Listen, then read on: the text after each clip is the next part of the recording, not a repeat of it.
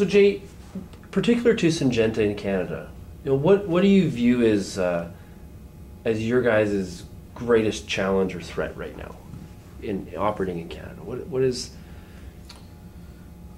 I was hoping you want to talk about opportunities. But, no, that's well, we'll get there. Challenge and threat. I'd say the challenge, Sean, because I'm still on the Crop Life Board and was chairman for many years. I still think it's public policy, to be really honest, and consumer lack of understanding of what we do in agriculture.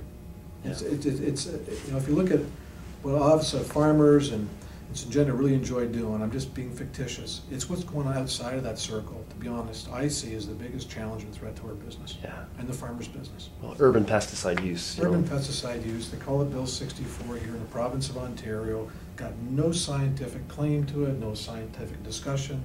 It's policy that consumers want to understand science. But what we're doing in this province of Ontario is April of '09, when you go to the Home Depot, Canadian Tire, etc., you cannot buy pesticides for use on your home. But some of those pesticides, you got to imagine, are identical ones that farmers are using, right? What's the next step? What's the next step? We call it the thin edge of the wedge of the Crop Life Board.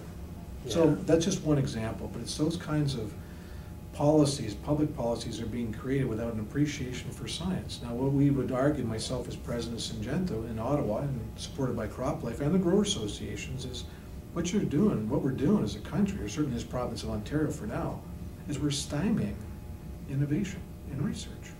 So if you look at things like the urban pesticide use and those kinds of things, and the lack of understanding of agriculture, right? Is it people in general just wanting to understand agriculture that they read about or that they have a romantic view of, and not, that's why actually this website was called RealAgriculture, right? It's what's really happening. And do you think it's just is that what the general lack of understanding is? Is that agriculture anymore now isn't about one donkey, a cow, a horse, and living off the chickens in the backyard? It's changed.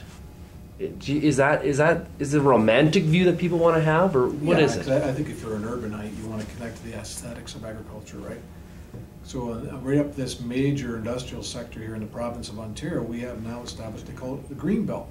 Right. So they put it away, or designated agricultural land, they call it the Green Belt.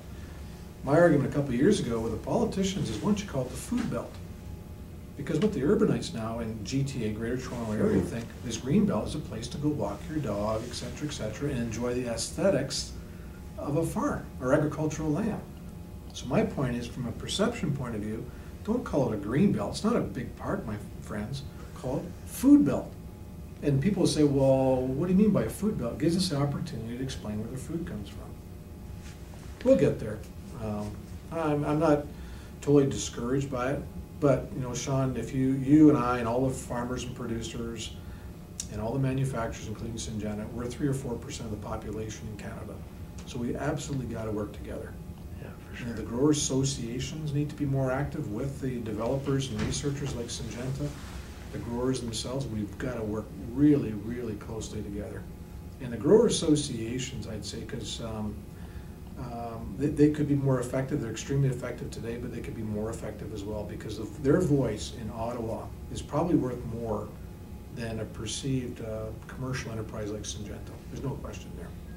So, of all the initiatives we try to do, Sean, behind the scenes, like leadership at its best with the grower associations, what we're trying to do is prepare the grower associations to be better lobbyers on behalf of agriculture in Ottawa.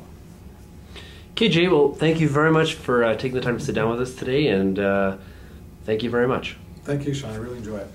Thanks for the time.